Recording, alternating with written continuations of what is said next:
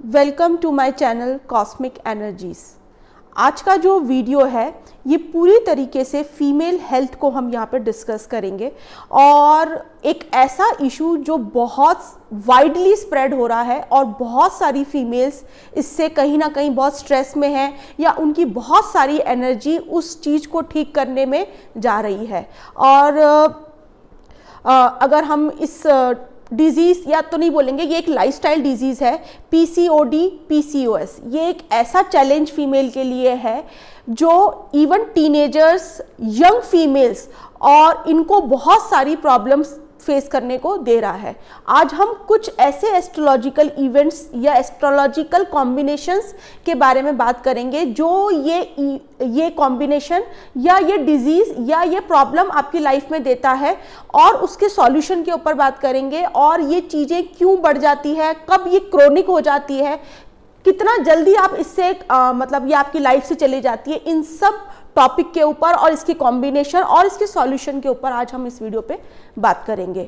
तो पीसीओडी और पीसीओएस जो है वो पूरी तरीके से एक लाइफस्टाइल डिसऑर्डर है जो कि हमारा दिन पर दिन बिगड़ता जा रहा है। हर फीमेल का फिजिकल एक्सरसाइज बहुत कम है, स्ट्रेस लेवल बहुत ज़्यादा है, चाहे वो काम के लेकर हो या आपका एक बैलेंस, आपका वर्क लाइफ या आपका जो पर्सनल लाइफ को जो बिठाने में एक फीमेल का जाता है, तो वो जो स्ट्रेस जो बढ़ता है उसके वजह से बहुत सारे हार्मोनल इम्बैलेंसेस होते हैं। उसकी वजह से इरेगुलर हेयर ग्रोथ हो जाना, इरेगुलर पीरियड्स होना, ओवरवेट हो जाना, टाइमली आपकी प्रेगनेंसी कंसीव नहीं कर पाना, ऐसे बहुत सारे चैलेंजेस फीमेल्स फेस कर रही हैं और जिसकी वजह से फिर वो मेडिकेशंस जो हैं इसके लॉन्ग टर्म चलते हैं और वो मेडिकेशन जो होता है वो भी आपको लॉन्ग टर्म में कोई ना कोई बहुत बड़ा कोई हार्मोनल इम्बैलेंस वो देके जाता है। लेकिन इसका मतलब ये नहीं है कि हम मेडिकेशन ना करवाएं, हम डॉक्टर से कंसल्ट ना करें, बिल्कुल भी नहीं। अगर ऐसी कोई प्रॉब्लम है तो आपको 100% डॉक्टर को दिखाना चाहिए, अच्छी कंसल्टेंसी लेनी चाहिए और इसका मेडिकेशन भी करना चाहिए। लेकिन हम आज ये बात कर रहे हैं कि ऐसा हम क्या करें अपनी लाइफस्टाइल के अंदर या ऐसी क्या रेमेडीज करें, क्या या तो ये चीज़ें हमारी कम हो, अगर ये क्रोनिक हो गई है तो फिर तो हमको उसका प्रॉपर एक ट्रीटमेंट लेना पड़ेगा। लेकिन अगर ये स्टेज इसकी अभी इतनी नहीं है या आपको लगता है कहीं ना कहीं आपकी लाइफस्टाइल बिगड़ रही है, आपको स्ट्रेस लेवल हो रहा है, तो आप इसके घेरे में आने के बहुत बड़े आपके चांसेस हो जाते हैं। ये जब तक हमको नहीं होता है, जब तक हम मान रहे होते नहीं हमको ऐसा कुछ भी नहीं हो रहा, लेकिन जो चीज़ें सोसाइटी में हो रही है अगर उसकी रेंज और उसकी जो चीज़ें हैं वो बढ़ती जा रही है तो कहीं ना कहीं खतरे के घेरे में हम लोग भी हैं, मतलब आप और मैं या कोई भी इंसान।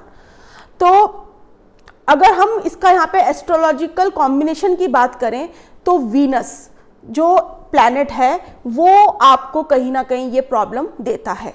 और वीनस भी कौन सा वीनस, आपको बड़ा ही ये जान के एक ताजुब होगा कि जिनका वीनस स्ट्रांग होता है, जिनके चार्ट में जिनका वीनस अच्छा होता है उनको ये प्रॉब्लम ज़्यादा होती है। अब ये सुन के बड़ा अजीब लगेगा कि अच्छा है तो ये प्रॉब्लम कैसे दे सकता है, बिल्कुल, क्योंकि वीनस जो है वो आपको प्लेजर्स देता है, आपको कंफर्ट देता है। तो आपकी लाइफ में जितने कंफर्ट लेवल बढ़ते चले जाएंगे तो आपकी बॉडी उन कंफर्ट्स के कंफर्ट जोन में जाना चालू कर देगी। वो फिजिकल कुछ भी वर्कआउट नहीं करेगी, वो कुछ भी बॉडी पे पेन नहीं लेगी, लाइफस्टाइल बिगड़ता जाएगा। आराम से एसी चला के घंटों तक सोना है, दोपहर में खाना खा के सो जाना है, रात को भी आपको मतलब कुछ भी जंक फूड खा रहे हैं, अच्छी अच्छी पार्टीज में जा रहे हैं, वहाँ पे बहुत लैविश फूड है, बहुत ही हाई कैलोरी वाला फूड है, क्योंकि ये जितनी भी प्रॉब्लम है ये आपके ईटिंग हैबिट्स की वजह से भी होती है। सारा जंक फूड जो है, बेकरी जो वीनस को दिखाता है, शुगर जो है वो बेकरी प्रोडक्ट्स में बहुत ज़्यादा यूज़ होती है।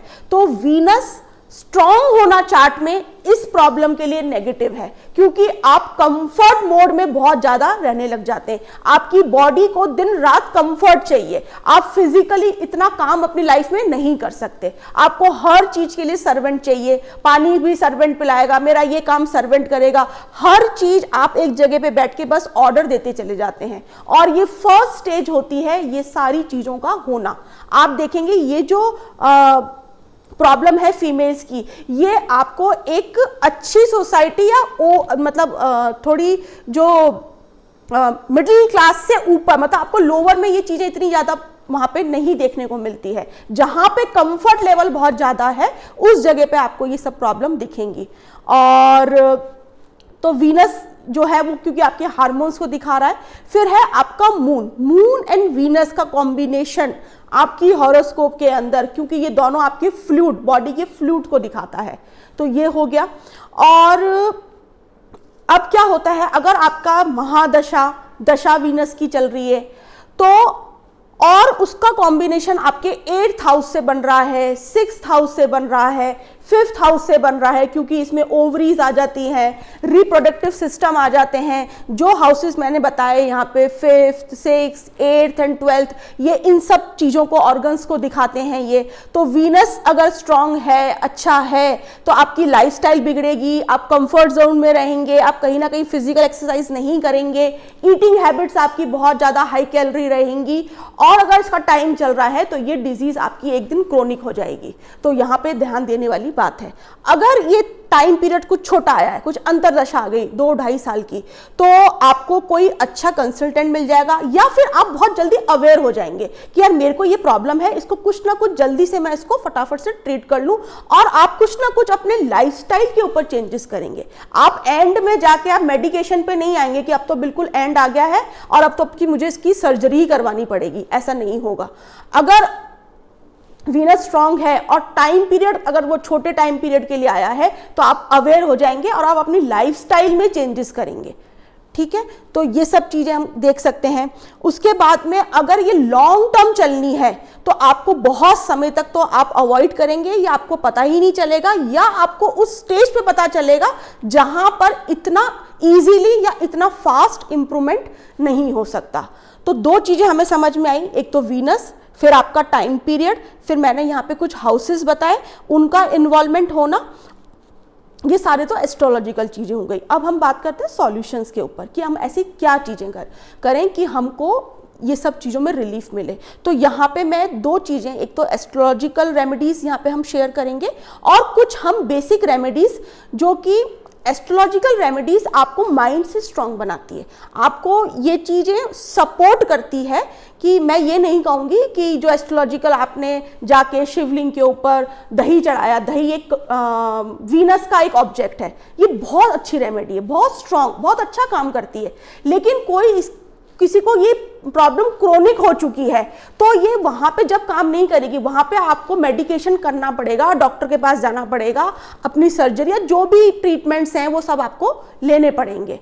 लेकिन ये रेमेडीज आपको मेंटली बहुत स्ट्रांग बनाती है, और जब आप मेंटली किसी चीज़ से लड़ रहे होते हैं ना, तो उसके रिजल्ट्स आपको फिर पॉजिटिव आते हैं। और अगर आप मेंटली कहीं ना कहीं ब्रेकडाउन में आ जाते हैं तो फिर वो आपकी बीमारी लंबी चलती चली जाती है, क्योंकि आपको लगता है कि अब मेरे को जिंदगी भर इसके साथ ही रहना है।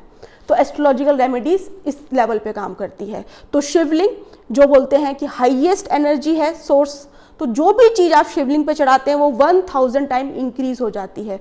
तो कर्ड वो वीनस को दिखाता है, तो आप रोज शिवलिंग पर कर्ड को आप चढ़ाइए, ये बहुत अच्छी वीनस की रेमेडी है। दूसरी चीज़ लाइफस्टाइल को अपने ठीक करना, और सबसे बेस्ट है अष्टांग योगा। अष्टांग योगा एक ऐसा 8 लिम्स है योगा का, जो आपको फिजिकल लेवल पर, मेंटल लेवल पर और स्पिरिचुअल लेवल पे आपको बहुत स्ट्रांग करता है। बॉडी, माइंड एंड सोल को वो बहुत बैलेंस करता है, और जितने भी हार्मोनल इम्बैलेंसेस होते हैं वो योगा के पोस्चर से बहुत जल्दी क्योर होते हैं। तो इस तरीके से लाइफस्टाइल चेंज, योगा और एस्ट्रोलॉजिकल रेमेडी जो मैंने बताई है, ये तीनों का कॉम्बिनेशन आपके फर्स्ट सेकंड स्टेज पे बहुत अच्छा काम करेंगे, लेकिन आपको इसके साथ में डॉक्टर की भी कंसल्टेंसी लेनी है। Thank you so much.